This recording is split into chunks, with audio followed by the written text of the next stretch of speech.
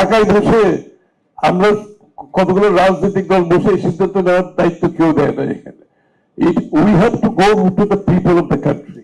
আমাদের একটা সমস্যা হয়ে যাচ্ছে এখানে, অনেকটা ওই বাংলাদেশের স্বাধীনতা যুদ্ধের পরে ওই একটা আওয়ামী লীগ মনে হয় তারা পুরো ওনারশিপ নিতে গিয়ে বাংলাদেশে কিন্তু পরবর্তীতে সমস্যা হয়েছে।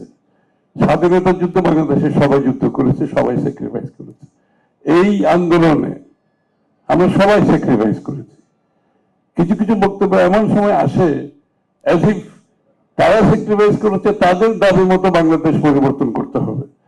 এই যে স্বৈরাচারের একটা শেখ হাসিনার স্বৈরাচার হিসাবে এতদিন শাসন করার পর আমাদের মধ্যে একটা এরকম একটা মন মানসিকতা জিজ্ঞেস ডেভেলপ করেছে, আমি যেটা ভালো মনে করি, আমরা মনে করি, তা আমরা তো পার্ট ছিলাম এটার।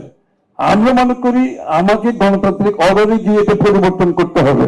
ঢাকায় বসে আমরা কতগুলো রাজনৈতিক দল বসে সিদ্ধান্ত নেওয়ার দায়িত্ব কেউ দেয় না এখানে। We have to go to the people of the country. এই কালচারে কেন ঢুকতে চায় না, মাথায় ঢুকে না কেন আমি বুঝি না। এটা করতে হবে, সেটা করতে হবে, এটা না করলে এই যে রক্ত সব বৃথা যাবে। আর এটা তো আমরা সকলেই বুঝি। এটা তো আমি আর আপনি বসে সিদ্ধান্ত নেওয়ার কিছু না। আপনাকে গণতন্ত্রের প্রতি আপনার সম্মান থেকে থাকতে হবে। দেশের মানুষের মালিকানার কথা বলে আসছি, আমরা মালিক হয়ে যাচ্ছি। আমরা মনে করি এইগুলো রাইট ডিসিশন। নো, যেখানে ঐক্যমত হবে না আপনি জনগণের কাছে যান। এখানে টেবিলের মধ্যে ঝগড়াঝাটি করে লাভ হবে না, কারণ প্রত্যেকটি রাজনৈতিক দলের নিজস্ব ভাবনা, চিন্তা, রূপরেখা আছে। এটা বুঝতে হবে।